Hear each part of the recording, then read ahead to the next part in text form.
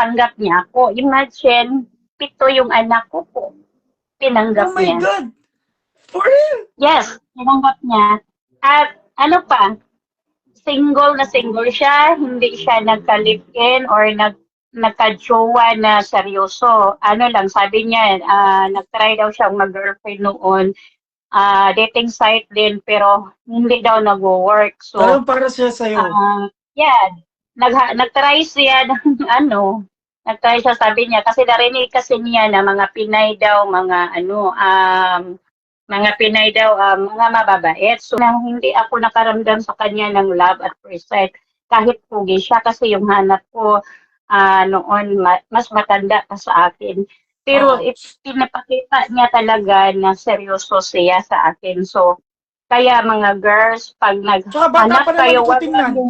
wag lang naghahanap kayo kasi gusto niyo makahaon sa hirap, hindi mo ganyan.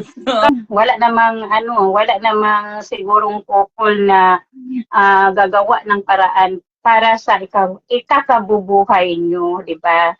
So, pray lang po, tapos maging mabait po. Yun yung pundasyon ko na maging mabait po. Kasi marami na po akong karanasan noon na mapapait po, pero sabi ko kay Lord, thank you Lord for the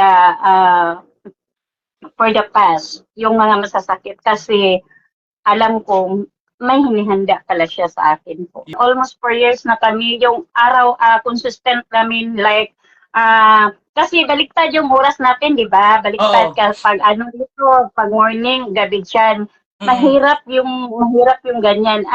Minsan, hindi lang minsan, halos araw-araw pag tulog siya, naka-open pa rin yung phone ko.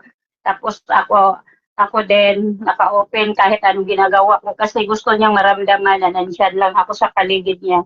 Parang ganyan, Wow. kailangan talaga tayong mag-effort kasi mostly sa mga foreigner, lalong-lalo na dyan sa Canada, sila lonely talaga. Tama. Kasi yung isip, introvert po siya pag galing sa trabaho, bahay, bahay, trabaho. Yun lang Yes. po, Majority, nanonood lang po. majority ng mga Canadian is ganon. Majority talaga ng ano dito, ganon yung lifestyle. Mahal mo isang tao, gagawa ka ng time, effort para sa kanya, kahit anong busy mo pa, kahit anong pang ginagawa mo. Mm. Importante kasi yun. Kasi siya nag-work yung relationship pag may time kayo sa isa't isa. At least, no? Tanggap niya ko kaya yung sitwasyon niyo ngayon sa buhay, marami ba kayong anak o hindi yan papansinin sa apam. Yung pinapansin nila talaga is yung ugali nating Pinay na mapagmahal, yung marunong magdala ng relasyon. Yun talaga ang pinaka-importante. At yung marunong magluto po.